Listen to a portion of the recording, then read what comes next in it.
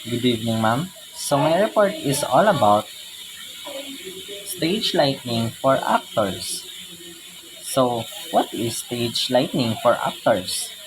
So the fundamental role of lighting designer is to light the actors. To light distribution and focus of the light are necessary are these create an impact on the actor are to make them visible in relation to the background. Hence, proper quality of light that reveals the natural form of actors, especially their face, enhances the visibility of the actors. Likewise, positioning lights at the angle, it has been an universal practice to light actors at the 45 degrees angle, as this angle results to a more natural appearance as well as produce interesting highlights and shadow on their faces of the actors. So lighting plays a vital role in stage production because it ensures that actors are clearly visible to the audience and that their facial expression, movements, and forms are properly highlighted. The main goal of lightening the actor is to create visibility, natural appearance, and depth in relation to the background. And to achieve this, lighting designers commonly use front, back, and side lighting. Next is the front. So what is front? Lightening the actor is essentially so that the actor faces can be seen by the audience. However, direct frontline lightning may result in flattened feature and lacking details on their face.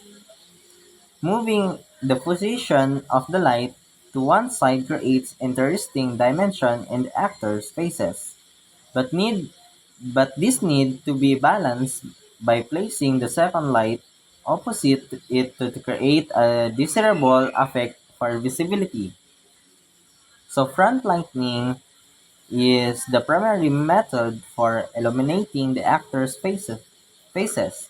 It is most effective when positioned at the 45 degrees angle as this avoid flat washout feature and instead provide a natural look. Direct front light can make the face look flat. So it is usually balanced by placing two lights at opposite sides for better visibility and soft shadow effect. Next is back. Backlighting the actor creates interesting three-dimensionally, producing contrast to the scene. Moreover, it gives the impression of separating actors from the background, as well as the color toning the stage floor with the project lights. Like front lighting, the lights should be not be positioned directly behind the actors. Placing two backlights, one from each side, provides more visibility and form to the actors and the scenic design. Backlighting, on the other hand, is used to create contrast and depth by placing the backlight at angles rather than directly behind the actors. The lighting designer can separate the actors from background, giving a more than three-dimensional and visually striking effect. This technique also enhances the overall mood of scene. Last is the side lighting. Side lighting the actor provides greater revelation of the three-dimensional forms. It gives lighting designer more flexibility and highlighting the form. Using side lights produce highly dramatic appeal for the audience.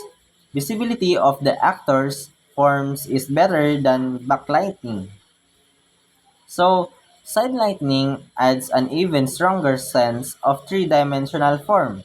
This technique highlights the contour of the body and creates dramatic shadow.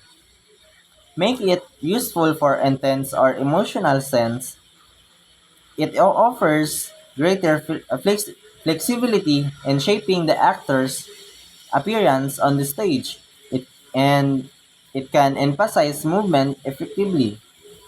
So that's all for my topic, ma'am. Thank you.